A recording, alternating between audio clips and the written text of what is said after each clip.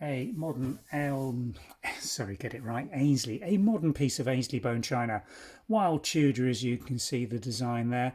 These were sold more really as decorative items than to be used as milk jugs, but this is in fact between a half and 3/4 pint milk jug. Never been used, as you can see, still got its Aynsley quality control sticker applied on the inner wall as it was sold with.